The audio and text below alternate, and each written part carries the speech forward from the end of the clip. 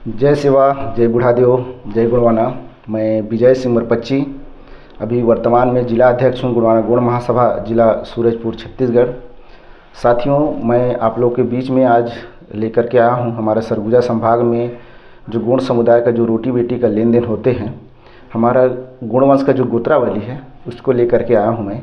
और आप लोग को बताना चाहता हूँ कि मतलब हमारे सरगुजा संभाग में जो गुण समुदाय हैं जो रोटी बेटी का लेन देन करते हैं, जो हमारे सरगुजा संभाग का गुणवंश का गोत्रावली भी है, जो 5 गढ़ 5 बाना और 4 नाथ सगा का व्यवस्था है, जिसके माध्यम से रोटी बेटी का लेन देन करते हैं।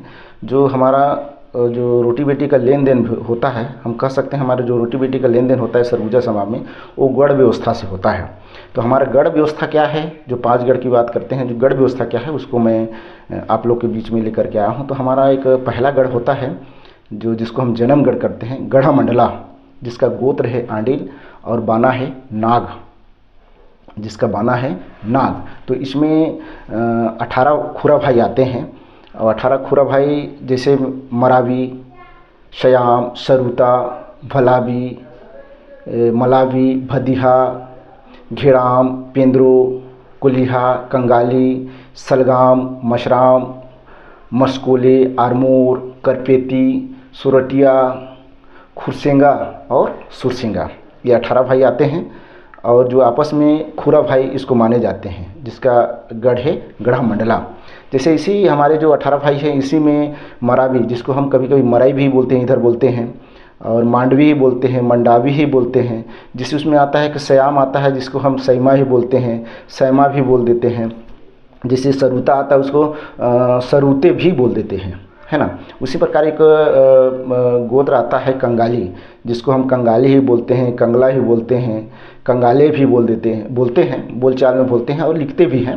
तो इसको जैसे मस्कोले को मस्कोला भी बोल देते हैं, है ना। उसी प्रकार से करपेती है, जिसको हम करपेती को करपे ही बोलते हैं, बहुत जगह करपे ही बोलते हैं, करपेती भी बोल देते हैं। और इस प्रकार से सोरटिया है, सोरटिया को भी हम सोरटिया बोल देते हैं, सरवटे बोलते हैं। तो ये बोलचाल में और लिखते हैं, लेकिन जो इसमें गढ़ होते हैं, जो हमारा खुरा भाई होते हैं जो गढ़मंडला में, वो 18 होते हैं। उसी प्रकार से हमारा दूसरा गढ़ है जिसको हम जन्मगढ़ राय सिंधुरा गढ़ बोलते हैं। और गोत्र कुरुम बाना फुलेसर, जो बाना फुलेसर होते हैं, इसमें भी 18 भाई होते हैं। 18 भाई होते हैं, इसमें भी 18 भाई होते हैं, जो आपस में खुरा भाई हमारे सरगुजा संभाग में माने जाते हैं। जैसे कि आयाम हैं, आयाम, टेकाम, नेताम, केराम, पुसाम, लेडाम, ओची, धुरवा, मरपच्ची, डंडावाची, सरियाम, करियाम, तोलागाम, धुरायाम, झुकराम, झिकराम, सिंधराम और शिवराम। ये हमारा एक दूसरा गढ़ है रायसिंधुरा गढ़।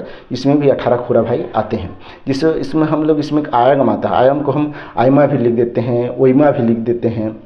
जिसे टेकाम को हम तेकाम भी लिखते हैं। जैसे मेरा गोत्र मरपच्ची है, तो कहीं कहीं मरपच्ची लिखते हैं, मरपच्ची लिखते हैं, मुरपाची लिखते हैं।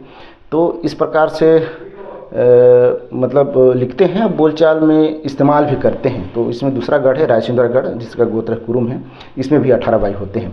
तीसरा गढ़ है जिसको हम कहते हैं जन्मगढ़ देवगढ़, इसका गोत्र है फुहुक और बाना है केसर। इसमें 12 भाई होते हैं।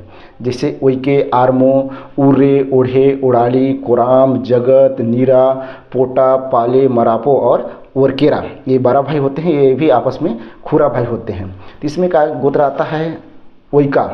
तो ओइका में भी हम कभी कभी ओइके भी लिखते हैं, बोलचाल में ओइका, ओइके इस प्रकार से इस्तेमाल करते हैं।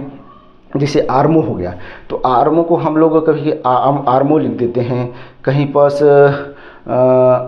अतराम भी लिख देते हैं, आतराम भी लिख देते हैं। इस प्रकार से मतलब उसमें मतलब बोलचाल में इस्तेमाल में कर लेते हैं।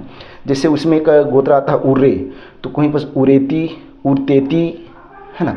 इस प्रकार से इस्तेमाल करते हैं। और एक गोत्र आता है, इसी में आता है वरकरा।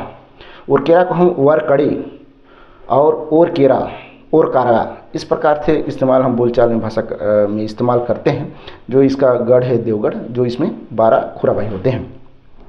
चौथा गढ़ है हमारा एक चौथा गढ़ है धमधागढ़, जिसका गोत्र है सांडी, बाना, बाघ, जिसमें 6 भाई होते हैं, जिसमें 6 भाई होते हैं, जिसे पोया, मरकाम, नेटी, खुसरो, सोरी, सिरसो, इसमें 6 भाई होते हैं। इसमें एक जैसे मरकाम, मरकाम को बोलचाल में या लिखते भी हैं, जैसे मार्के लिख दिए, मार्को लिख दिए, है ना, मार्को लिख दिए। जैसे मरकाम को मार्को, मार्के, मार्के भी लिखने उखने में इस्तेमाल करते हैं। उसी प्रकार से जैसे नेटी है तो नेटी को नेटिया भी बोलते हैं। एक गोत्र आता है, इसी में आता है कुसरो, कुसरो को खुसरो भी बोलते हैं, कुसराम भी बोलते हैं, कुसरे भी बोलते हैं। तो बोलचाल में और इसके इस्तेमाल में करते हैं। इसका 6 भाई है जो आपस में खुरा भाई होते हैं। और हमारा 5वां गढ़ है एक बैरागढ़, जिसमें 5 खुरा भाई होते हैं, 5 खुरा भाई होते हैं, जिसका जन्मगढ़ है बैरागढ़, गोत्र शेषर और बाना पंखा। इसमें 5 भाई होते हैं, जैसे पोरते, ओल्को, कोरचो, चेमचाम और कमरो। इसमें 5 भाई होते हैं। जैसे इसमें भी बोलचाल में और लिखते भी हैं, जैसे पोरते को कोई कोई परते भी लिखते हैं, परस्ते भी लिखते हैं और पोरते भी लिखते हैं, है ना, परतेती भी लिखते हैं। पद्माकर कहीं कहीं पद्माकर भी बोलचाल में लिखने में लोग इस्तेमाल कर लेते हैं। जैसे कि कोरचो है जिसको कोंद्रो भी लिख देते हैं, कहीं कहीं कोंद्रो भी लिखते हैं। और चेचाम को चिचमा भी लिख देते हैं। जैसे कमरो है, कमरो है तो उसमें कुरमरा भी लिख देते हैं, कुमरे भी लिख देते हैं, कुमरे भी लिख देते हैं। इस प्रकार से हमारा गोड़ वंश का गोत्रावली जो 5 गढ़ 5 बाना का व्यवस्था से संचालित होता है, जिसके माध्यम से हम एक गढ़ से दूसरे गढ़ में रोटी बेटी लेन देन करते हैं। बाद में एक हमारे पास एक और गढ़ मिला हुआ है, उसको हम हीरा गढ़ बोलते हैं, और गोत्र काशी, इसको 6वां गढ़, जिसमें ओटी, पोटी, चिरको, सलामे, इनावती, कुंजाम, कोकड़े, सुमराची, ये सब आते हैं। हमारा जो 6वां गढ़ है सरगुजा संभाग में, लेकिन उसको 6ठा गढ़ में मैं कुछ बहुत से हमारे सियान जो वरिष्ठ समाज के कार्यकर्ता हैं, जो उनसे हमें जानकारी लेना है कि हम बोलचाल में पहले सुने थे कि हमारा जो गोड़वंश का गोत्रावली सरगुजा संभाग में वो 5 गढ़ 5 बाना 5 व्यवस्था से रोटी बेटी का लेन देन होता है। तो एक 6वां गढ़ जो आया है, तो बहुत ही जानकार लोगों से मैं पूछने का प्रयास किया, तो ये लोग बोलते भी हैं कि जो हमारे गढ़मंडला है, जो गढ़मंडला है, जो मंडावी मराई गोत्र से संबंध रखते हैं, उनके ही ये भाई रहे, अलग होकर के इसको हीरागढ़ करके एक नया गढ़ का निर्माण करके इसका रोटी बेटी लेन देन कर रहे हैं। लेकिन ये जो गढ़ हैं, ये जो हम मंडावी और मराई कुल जो खुरा भाई हैं, उन्हीं में से ये सब आते हैं। ये हमारे बोलचाल लोगों से बात करने से, उनसे पूछने से ये जानकारी मिला है, उसको मैं आप लोगों के बीच में ये रख रहा हूँ। तो साथियों, आप लोग देखे होंगे कि हमारा जो गोड़वंश का गोत्रावली है, गोड़वंश का गोत्रावली है जो सरगुजा संभाग में अभी संचालित होता है, जिसके माध्यम से रोटी बेटी का लेन देन होता है। तो रोटी बेटी का लेन देन कैसे होता है, तो हमारे गोड़ समुदाय में, सरगुजा संभाग में गोड़ समुदाय में गढ़ व्यवस्था से रोटी बेटी का लेन देन होता है। अगर हम अगर गोड़वाना समुदाय की बात करें, पूरे भारत देश की या अंतर्राष्ट्रीय गोड़वाना समुदाय की बात करें, तो हमारे गोड़ समुदाय में 750 गोत्र का उल्लेख मिलता है, जिसको देव व्यवस्था भी कहीं कहीं देव व्यवस्था से संचालित होता है, कहीं कहीं देव व्यवस्था से संचालित होता है, कहीं कहीं गढ़ व्यवस्था से संचालित होता है, कभी विषम गोत्र समगोत्र से व्यवस्था से संचालित होता है। तो ये हमारा एक हमारे सरगुजा संभाग में जो गोड़ समुदाय है, उसका गोड़ समुदाय है, ये हमारा गढ़ व्यवस्था से हम लोग संचालित होते हैं। उसी को मैं आप लोग के बीच में एक रखना चाह रहा था और इसको बताएं। अगर आप लोग के बीच में अगर कोई भी अगर त्रुटि आता है, अगर इस बात के लिए अगर थोड़ा सा भी अगर संशय पैदा होता है, तो कमेंट बॉक्स में आप लोग ज़रूर बताएं, ताकि इसको सुझाव बनाएं। लेकिन मैं आप लोग को बता दूँ, हम लोग सदियों से, अगर कहा जाए 100 साल 150 साल से जो सरगुजा संभाग में रोटी बेटी लेन देन का हो रहा है, हमारे गढ़ व्यवस्था के अनुसार से हो रहा है। हो सकता है कि कुछ ऐसे गोत्र हैं, उनको दूसरे नामों से जानते होंगे, दूसरे नामों से जानते होंगे, जैसे कि आरमोर को मोरा, मोरे, इस प्रकार से बोलते हैं। उसी प्रकार से बहुत सारे ऐसे गोत्र हैं जिसको अलग अलग जगहों में अलग अलग टाइटल के रूप में इस्तेमाल करते हैं। लेकिन हमारे सरगुजा संभाग में 5 गढ़ 5 बाना 5 गढ़ व्यवस्था के माध्यम से ही रोटी बेटी का लेन देन होता है। तो मैं आप लोग को सरगुजा संभाग, ये सिर्फ सरगुजा संभाग का गोत्रावली है जो हमारे रोटी बेटी का लेन देन के लिए अभी संचालित होता है। कुछ क्षेत्रों में, जैसे बिलासपुर क्षेत्र में भी हो सकता है और कुछ कोरबा क्षेत्र में भी हो सकता है, लेकिन हमारे सरगुजा क्षेत्र में मैं जो इसको प्रचलित जो व्यवस्था है हमारा जो गढ़ व्यवस्था से। मैं आप लोग को एक चीज़ बता दूं, बहुत लोग ऐसे होते हैं कि सरगुजा समाज में अभी देव व्यवस्था के अनुसार से उतना रोटी बेटी का लेन देन थे, गढ़ व्यवस्था को ज़्यादा जानते हैं।